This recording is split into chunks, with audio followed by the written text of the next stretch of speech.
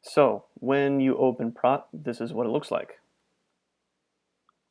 On the right Praat picture, this thing is very useful for some people, not so much for us.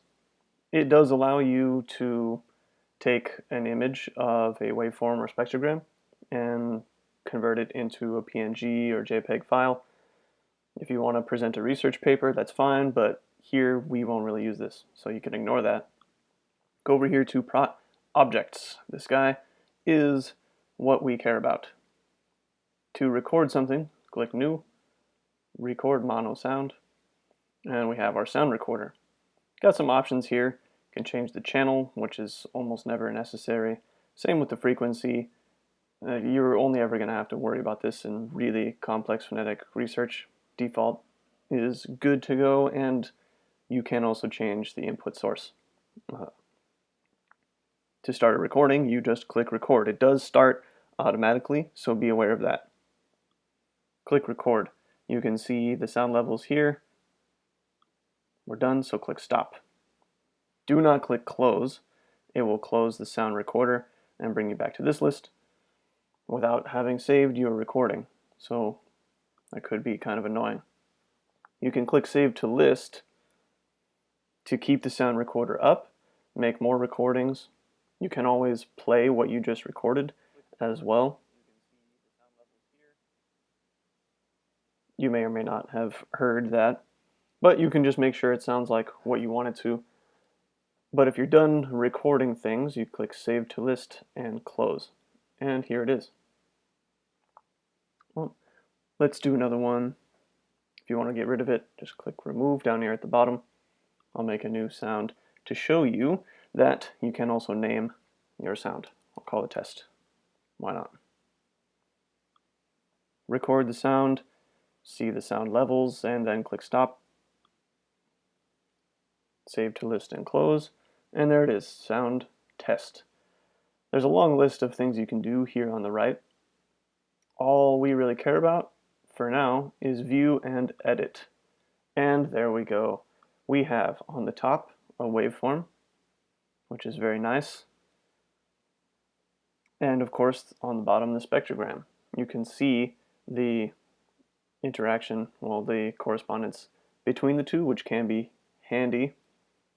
You can see, for example, some frequencies here, concentration of high frequencies, probably a fricative with a low amplitude. Interesting.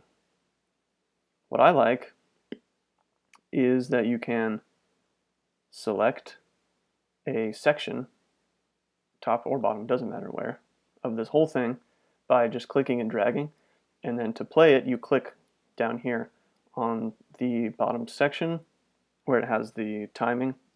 Underneath the spectrogram I can just click, listen to that section. I can listen to this section here too. If I want to listen to the whole thing, I can click on the bar just underneath those. You can watch it play. And once you have a piece selected like this, or maybe this over here, down at the bottom I can click select or selection. It zooms in on what I just selected to give me a clearer view of just that portion, so I can take a much closer look. And then even in here I can select smaller pieces and say, I wonder what's going on there.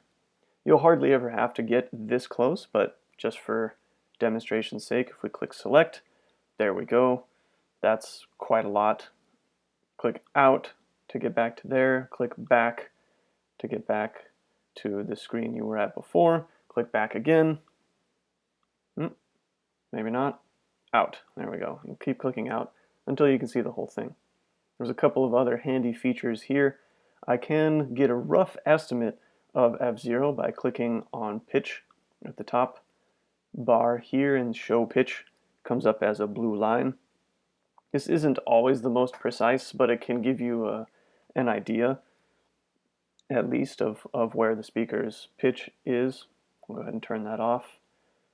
And you can also see formants, which are also not always so precise, but you can at least see the relationship between them.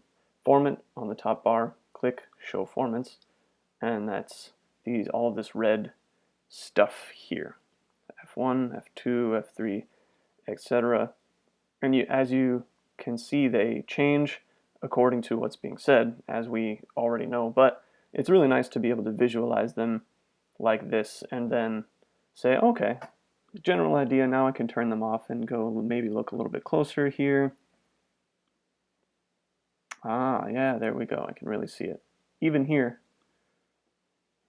you can look closer at the formants too, if you want. Right? So this can be really useful, and it will just get you accustomed to seeing a spectrogram as well as the waveform, if you like.